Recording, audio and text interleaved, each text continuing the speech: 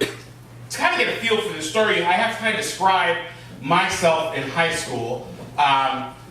Weird. Weird is a good way to describe me. Obviously fat, four-eyed, just, well, horrible. I mean, I look like a chubby menudo. You know what I mean? My hair was like a big pompadour. I had these big, thick glasses. But the thing was, I didn't really get picked on in high school because I was invisible. Like, no one ever paid attention to me. You know what I mean? There were other, like, shorter, fatter kids that were picked on, and I was pretty much, like, left to my own devices, except for one guy. His name was Brian. Brian was a year older than me, and he was picked on a lot, and he knew that he could pick on me because I was, you know, that was an easy target, you know? And so he would pick on me, and it was hard because I didn't really know what I could do about it, you know? In his defense, I did look so weird because, like, my mom, they were immigrants. Like, I'm Hispanic. I don't want to surprise anybody. And my family are immigrants, so my mom tried to dress me what she thought would look cool. So she would buy these, like, really tight T-shirts because she thought they were slimming. I don't know. I'm looking at you right there. I'm sorry. I don't know why. But they were also like these weird, like, magic eye patterns. You know, like they're all like water. Like it was there. Somebody like if you squinted, you'd be like, oh, I see a fat Guatemalan. I get it. You know. And then I would wear like these long dress pants, no matter what. And my mom wouldn't cuff them. I don't know why, but she wouldn't cuff them, so they were always bunched up. And I would wear these really bright white sneakers that my dad made me polish every day because he said the sneakers, they impress the ladies, mijo, you know?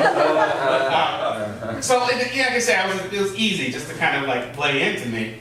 But again, I always wore pants too because my mom had this thing that if I was wearing shorts, the devil would find me because that's what their legs were. Their legs were like fodder for the devil. You know?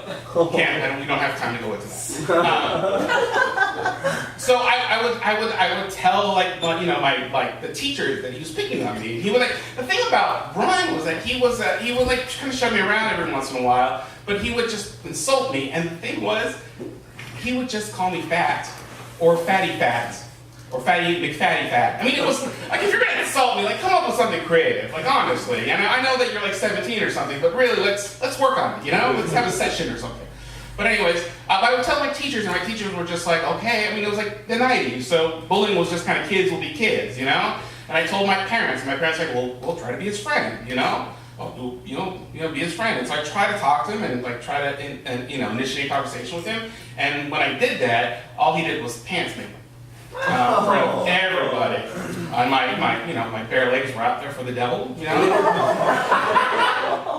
But I didn't know what to do. Like, it was getting to a point where I couldn't do anything. And he was really good about hiding, it's not a view, I had a bully. He was hiding the bullying from everyone around me. And I would cry like a little kid, you know? I would cry, but nobody was helping me. And so one day I was over at my uncle's house, and my uncle would go to swap meets and buy all these really weird, weapons and velvet panther things and like all these tchotchke stuff. And I was sitting there showing me this haul, and I saw this thing, and I realized that I could get back at him, right? So I asked to borrow it, and he was like, "Why? Like he's like, I'm gonna borrow this thing, but don't tell my parents." And he was like, I guess, he did a lot of marijuana. I didn't know that at the time. Just one day I'm like in high school, when I get older and I go to my first party, not high school, sorry, college, I'm like, that sounds like Theo. Sounds like my Theo. Anyway. So he gets into this thing, and I hide in a bag, and my parents don't know what I'm doing, right? And it was the 90s, so it was pre-Columbine, so there's no metal detectors, there's no search, I could just walk in with whatever I wanted. And I realized that the only way that I could actually do this was if I could get someone to hold him for a little bit. That was like the perfect part of the plan. And so I went up to my sister's friend, and all her friends were cholos, and I asked him, I said, hey, I explained to him, I showed him the thing, and he's like, are you sure you want to do this, man? And I'm like, yeah, I said, I gotta do something, like he's being relentless, And so he goes, all right.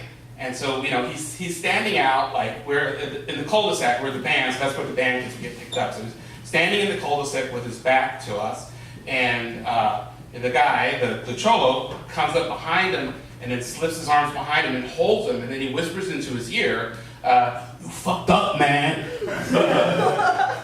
And then I get in front of him and I'm like, "You got it. You're an asshole. You gotta leave me alone, and I'm gonna get back to you." So I reached into the bag and they pulled this thing out, and what the thing was one of those giant fists on an accordion thing, that they have like in cartoons and stuff. And then I just started wailing into him with it, right? And everyone turned around, like no one had seen this in person, so people started laughing and they're cheering, and like he starts like screaming, "Leave me alone, leave me alone," and he starts to cry, and when he starts to cry, the cholo drops him, and I stop. And we all laugh, and I high-five, and that was actually the first time I made a group of people laugh.